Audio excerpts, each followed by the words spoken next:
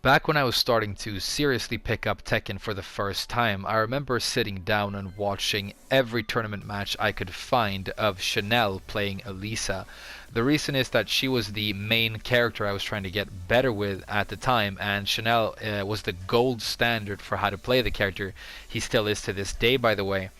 I was feeling very lost in terms of how to get better at Tekken, and so I thought if I watch the best player in the world and compare myself to him, maybe I can pinpoint the main differences, and if I can find them, then I have a direction to move in. I have something that I can work towards to become better, and I won't have to feel, like I'm a blind man in a dark room looking for a black cat who isn't there, which is kind of what I felt like.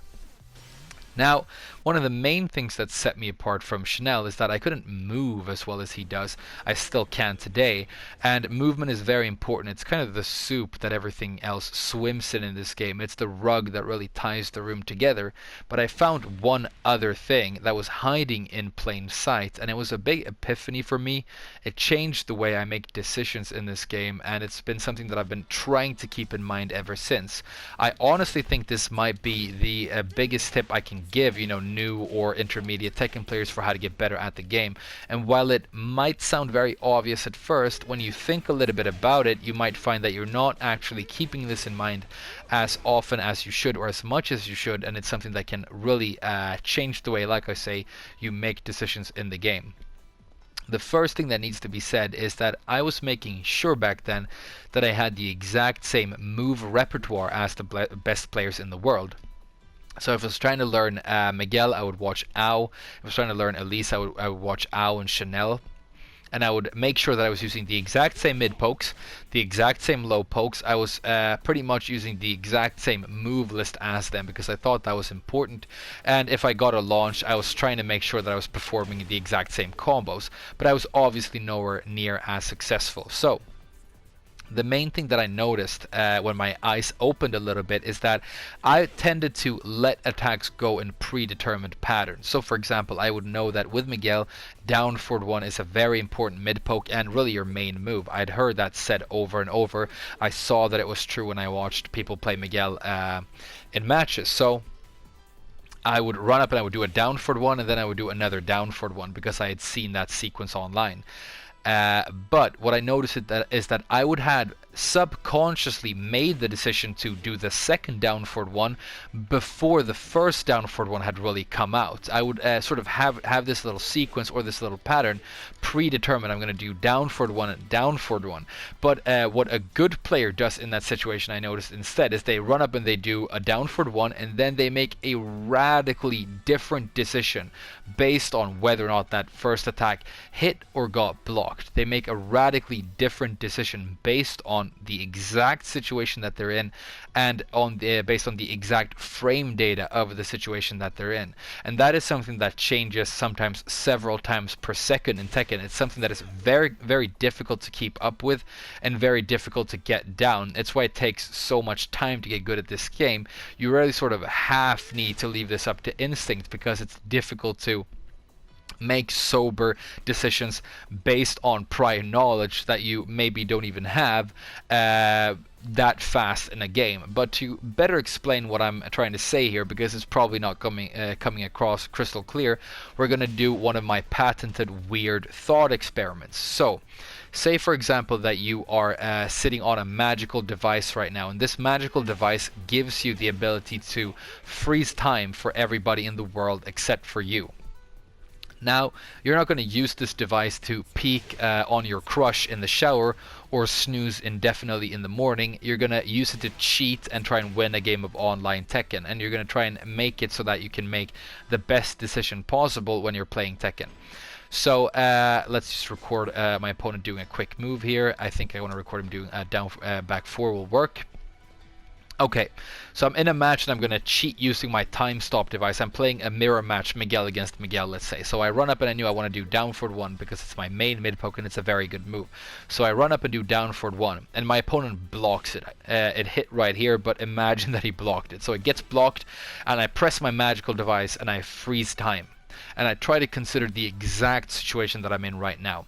Hopefully I have a rough concept of the frame data of my main mid poke, and be honest with yourself, maybe you don't. Maybe you don't know exactly how fast it comes out. Maybe you don't know exactly how good it is on hit or on block, but hopefully you have a rough concept.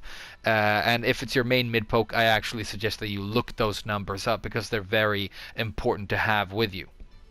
So, the exact situation that I'm in, I'm a Miguel main, so I happen to know that I'm at exactly -2 when my down forward 1 gets blocked.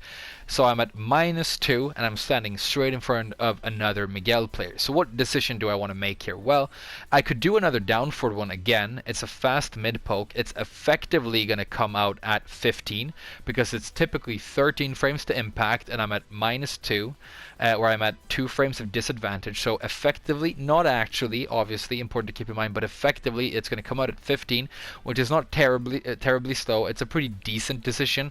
But Miguel, my opponent here, has a lot of really fast and powerful counter hit tools, and I'm scared of them. I don't want to risk getting interrupted by something powerful here, so maybe I should chill. Maybe what I should honestly do, because I'm only at -2, is step to the side quickly. That might be a good choice because I have more than enough time to step. If my opponent decides to swing, then he might whiff straight into the air, and then I can punish with a hop kick and get a full combo. So I make that decision and I unpause time.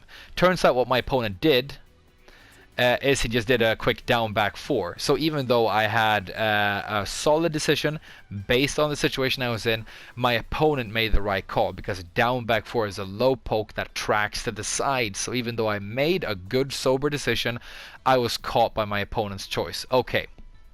So I pause time again, and I again consider the exact situation that I'm in right now. I might not know the exact frame data of Miguel's down back 4, but I probably know that low pokes in this game are a move archetype that don't give huge advantage on hit. They're not used for opening up offense in most cases. That's not what the move archetype is for. They're honestly most of the time used to stack and almost chip away damage at your opponent, getting them really annoyed and forcing them to eventually duck so that you can be there with a mid and catch them with the mid when you predict that that duck is coming, because you're stacking all this damage on their feet by using low pokes. So I'm probably not at a huge disadvantage even though I just ate that low poke. Some low pokes are even negative on hit. You know, they can be -2 or -1 on hit. Some of them are ±0, +1, +2, +3 on hits. You know, so nothing huge. But my opponent just connected with an attack, so he's probably feeling the momentum here. He probably wants to swing. So what do I want to do? Well, I have this new and improved and really powerful while standing, or standing, I should say, not while standing, standing 4 in Season 2. It's a 12 frame move, and if I interrupt something here, I get a full counter hit combo. So if my opponent does anything here that is just a tad too slow, because I'm not at a huge disadvantage, I might be able to catch him with the standing 4. That's a good choice. Let's make that choice. Let's perform a standing 4 trying to counter the opponent. So we unfreeze time, unpause time, and we do a standing 4. Unfortunately, what happened this time is our opponent just stood there and stand blocked. He blocked the standing 4. So we pause time again, and we consider the exact situation that we're in. Well, we just got our standing 4 blocked, and in the new season, standing 4 is -9 on block. That is a lot of disadvantage. There's almost nothing we can do that won't be interrupted by the opponent's attack here. It's very, very dangerous to try and swing. -9 is too much of a disadvantage. So the next thing I need to do is go back on the defensive and block. Now, I can try and stand block, or I can crouch block. I mean, I'm eating a mix-up. My opponent can be going for a low here, so I have to make a decision as to whether or not I want to stand block or crouch block, but I have to make the decision to go back on the defensive and block because I don't want to swing here because I'm just going to get interrupted, and worst case scenario, I'm going to get counter hit, and then I'm going to eat a big combo. So that's just a quick little sequence of 3 different situations, radically different situations, where you need to make 3 radically different decisions based on the exact situation and the exact frame data of the situation that you're in. But in an actual match of Tekken, it's over like that quick. That wasn't the exact same sequence. I mean, it's something that can take less than a second to happen in a real match, but you need to make 3 different decisions, ideally, if you're able, if you can keep up, in a sequence that short. It's very difficult. Nobody can do it perfectly. Definitely nobody in the world is like that much of a perfect robot, but it's much better to try and make decisions that way than to attack in predetermined patterns. When I play against lower ranked players, or I watch these matches of people, you know, streamers or whatever, who are newer to the game, they really tend to attack in predetermined patterns, which we all do. I mean, it's not a bad idea to do a down forward 1+2 throw after you get a hit with up forward 3-2-2. That is something I do a lot, but it's a good choice right there. But if this attack gets blocked, for example, maybe I need to make a very different decision there, okay? The decision doesn't seem to change for these players depending on the hit or the block, is what I'm trying to get to. And one proof I can give you that this is actually something that novice or intermediate players do not do, or do not think about enough, is that you will almost never see a sort of novice level Tekken player make use of hit confirming as a strategy. And hit confirming ties directly into what we've been talking about. Now, it might not be a super powerful technique to utilize depending on what character you're playing. Some characters might not even, you know, have hit confirms that are all that important. Miguel has one that is really important at the wall. Forward 3 hit confirm 4. If he does this and he hit confirms it properly, it's going to lead to a wall combo. What you're doing here is you're doing the forward 3, and only after you visually confirm the hit and seen that the attack connected do you want to press the 4. If you do, you're going to get a guaranteed wall split for a big wall combo and a lot of damage. But if you mess this up and you do the forward 3 and then you just press the 4 afterwards, not doing the hit confirm, if that 4 gets blocked, then you're actually launch punishable right now, and your opponent is going to deal a lot of damage to you. So the results, the consequences for not doing the hit confirm are as opposed as they could possibly be. It's the difference between you doing a huge wall combo to your opponent and eating a huge combo from your opponent, right? So this is a technique that you don't see new players do. They don't hit confirm, and it's an indication to me that they're not thinking about changing their decision making on the fly based on hit or block, based on the frame data of the exact situation that they're in, and changing that situation. They tend to attack more in predetermined patterns. And that's where you get this thing where a senior Tekken player does the downloading, right? So one person who is maybe the newer Tekken player is unloading all of their gimmicks, all their patterns, all their sequences, all of their favorite stuff over and over, and maybe they can get away with that for a round or two, maybe for an entire game, but eventually the momentum switches because your opponent has been hanging back, watching you, trying to capitalize on block punishment, trying to capitalize on sideways movement and whiff punishment maybe. He's not giving you anything in terms of his hand, but he has been seeing all of your bad habits, all of your patterns, all of the things that you tend to do after another thing, because we are creatures that behave in patterns. And then all of a sudden you're in a situation where he's sitting on an entire database on knowledge about you, but you don't know anything about him because he hasn't been showing you his hand, and you've been worrying way too much about getting your favorite attacks out there and less about making sober decisions and watching calmly your opponent to inform those decisions and build the mind game and build the mix-ups as the matches go on. So that's a quick explanation of what I wanted to get to here. I hope it wasn't too convoluted, but this is something that I've been, it's a lollipop that I've been sucking on for a long time, and I've been wondering exactly, how to get it across. But I'm really happy to be back in Tekken making videos on this. I've been slicing big titties in Soul Calibur for over a week now, but it's good to be back in Tekken. Sometimes you just want to, punch a bear to death in a volcano, and you can't go wrong with Tekken 7 when that's what you want to do. What a fantastic game.